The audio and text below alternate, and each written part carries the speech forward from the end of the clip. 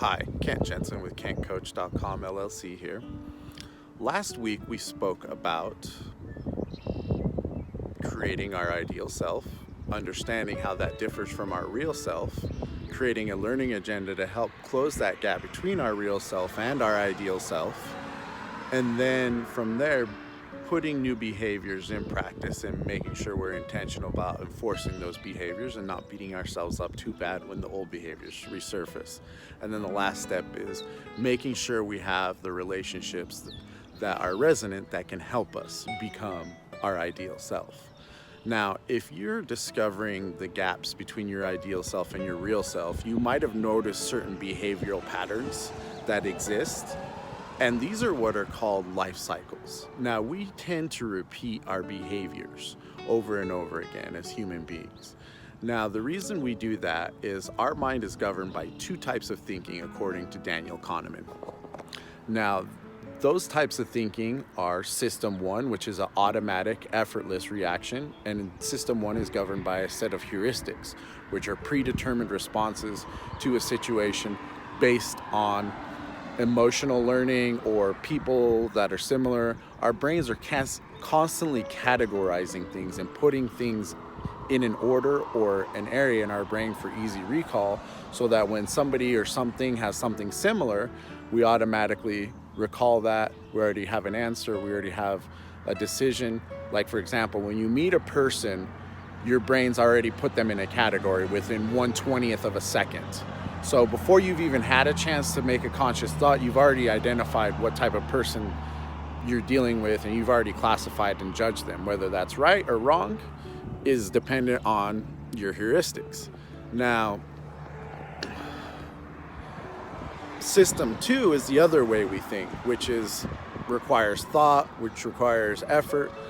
And the reason we don't default more to system two is the brain's number one job is to conserve energy, create effortless thinking. So while we might be engaging in what are known as behavioral patterns that aren't the healthiest or aren't leading us to optimal experience, we aren't changing them because we lack the self-awareness. Now, if you're somebody, like I said earlier, that's noticed these life cycles, and you're ready to change and you're ready to identify how to change those, let's go over some steps you can do to change life cycles. Now, one of the most common things that I see people with life cycles that hold them back are relationships, personal relationships, and work relationships, or work in general.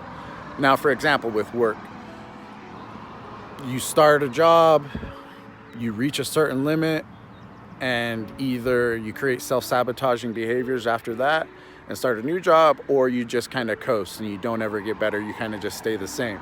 So depending on which category you fall in, you're going to notice that you're not really getting to where you want to go, and you're hitting a ceiling and you're hitting a lid. And that's something that'll happen to all of us unless we're aware of that happening and we change our behaviors and change our system one thinking. Now, with personal relationships, I see this happening when people go from failed relationship to failed relationship to failed relationship, and then they don't change a thing. Now the brain is categorizing that heuristic on who they should date, who is somebody, based on looks and based on personality traits. Now, you're dating people with similar personality traits, which means they're going to have the same weaknesses and the same things that held them back, the reason that you were unsuccessful in the first place. So that being said, how is it that we can change these behavioral patterns? How can we identify where our system one thinking is going wrong? Okay, now the only way is to analyze this. Now we have to look at our life cycles and analyze what it is that's going on. Now, a lot of times life cycles happen because something is out of balance and we're trying to correct that. And so we correct that, and then something else becomes out of balance. And so we correct that and something else becomes out of balance. And it's a constant repeating cycle of imbalance and poor behavior, or behavior that's less than ideal, that's not going to take us to our ideal self. So that being said, what are the areas that we need to balance? Now, I'm going to give you 4 areas that I found essential in finding balance. The first one is mind. What is in our mind? What are the thoughts? What's our mindset? Do we have a growth mindset? Are you somebody who's looking to grow, who's willing to accept your weaknesses, understands your strengths, and when a situation arises where your strengths are directly challenged or your weaknesses are made obvious, do you accept it or do you blame? Do you look outward for reasons to attribute to your shortcomings? It's hard. I used to think I had a growth mindset until I read a book called Mindset. And then I realized how fixed my mindset actually was. So every day it's a battle to step outside your comfort zone, to embrace the growth mindset, and to do things differently. And when somebody makes a suggestion, to take it in without judging or dismissing it, and to actually give it credence. So once you've identified how your mind is and how the balance is and what that inner voice is, if it's a negative inner voice or a positive inner voice, when difficulties arise, do you expect to succeed? Do you expect to overcome? Or do you just go, and accept the circumstances? So once you've decided what type of mindset you have, the next step in balancing who we are is understanding our bodies. Now, society has a body standard. Men should look like this, females should look like that. And it's very easy to get caught up in the idea of having a healthy body by how it looks or by society standards. And our bodies are meant to be taken care of, which means that we need to eat healthy, we need to exercise. And it has nothing to do with our outward appearance. Whether I have a six-pack or not doesn't matter. What does matter is if I'm eating healthy, getting regular exercise, and trying to take care of my body. Now, people who are obese or who have struggled with weight or image issues, they have one thing in common. When they look at themselves in the mirror, it isn't a positive thing, it's a negative emotional reaction, whether they fit society's standards or not. They could fit society's standards and still have that negative emotional reaction. The reason being is they don't love themselves like they should. They don't accept themselves like they should. They don't accept their body like they should. And a lot of people fall off of fitness plans, and a lot of people seek fad diets instead of actually just loving themselves, getting exercise, and eating healthy. It's not that hard, yet we want to complicate it because we fail. And the reason we fail is because we don't love ourselves like we should, and we create a standard that isn't realistic. Instead of creating a standard that isn't realistic, your goal should be focused on just simplicity. Am I exercising? Am I eating healthy? Create simplicity and the balance will come. You'll love your body more. If you're going to the gym, like I said, with the idea of I'm doing this out of self-love, it doesn't matter what anybody else looks like. It doesn't matter what anybody else is doing. All that matters is being healthy. And you'll get a lot more results that way. And results that will stay, that aren't constantly going back and forth. So after we've decided how to balance our body and our health, the next step is our heart. Are we practicing compassion?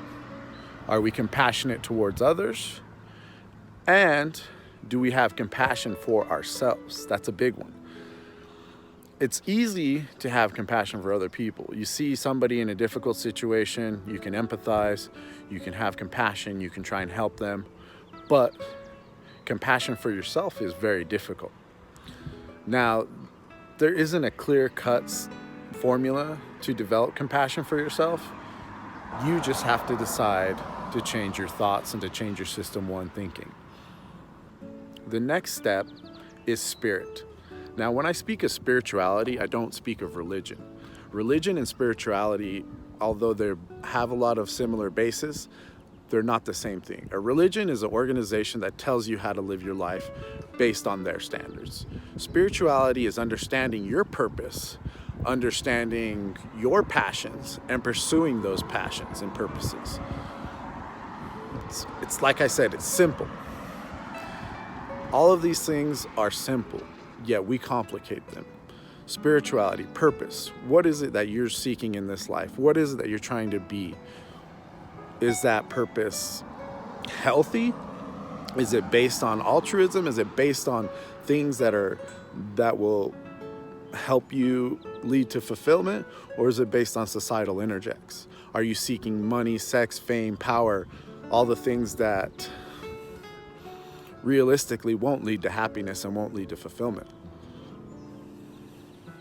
So once you've taken a second to identify these things, how is it that you're going to identify these patterns, these life cycles? Now, simplest step is to take a sheet of paper, start with this year, and go back year by year and thinking about major events that have happened to you, things that have impacted you. Now, go back as far as you can, and once you've gone back to, where you can't really remember, or once, like for me, when I did it, I think I went back to like not sixth grade, but kindergarten. Like that's kind of where I have some memories of kindergarten, not a lot, but there's some things that stick out to me. So I put it there. Before that, there's probably like one thing that I remember having to do with feeding the calves at our dairy when I was really young. But other than that, there's not much. So once you've done that, start looking for patterns. Start analyzing those patterns.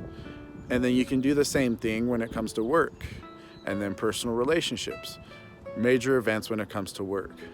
Major events when it comes to relationships. Are you repeating patterns? Okay.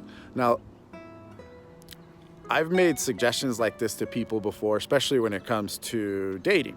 Like, take a second, write down all the characteristics that you think you want in a different person, in your partner. And a common response is, oh, I don't want to do a checklist. Life isn't about checklists. This is different. This is about feelings and emotions. And like, I get it. Like, not everything is a checklist, and this isn't a checklist. This isn't something to where you're going to be, this check, cross it off your list. It's not. What you're doing is you're engaging your mind in a different thought pattern so that you can identify similar cycles, identify the root cause of these cycles, and change them so you don't repeat them. It's difficult. It's not a checklist. You're redirecting your thoughts by using different parts of your brain. That's what it is. You're stimulating your mind to think differently so that you can change those heuristics. Because if I'm categorizing somebody as a potential mate and I haven't even had a conscious thought about it, because 1/20th of a second is quicker than I can snap my fingers. And we already have decided what type of person, when I meet a new person, I already decided what category that person falls into. Now, if I take a second and slow my automatic reactions down and start using my system 2 thinking to analyze and think about different things, then that heuristic is going to begin to change. Because now your internalized social goal, instead of it being based on this personality type, you realize that it's lacking. It's lacking the characteristics that you need, and you might be lacking the characteristics that somebody else needs. Now, understanding, same thing with work. You might notice that you're lacking certain characteristics to be a great leader, or you might just ignore them. The choice is yours. Every day we face choices. Now, whether we want to grow from those choices or we want to create comfort zones is up to each individual. If you want help breaking your life cycles, if you want help identifying the patterns, feel free to reach out to me. I'm here. I'd love to see you create your ideal self. I'd love to see you become the leader that you and only you know you can become. Thank you for your time and have a great day.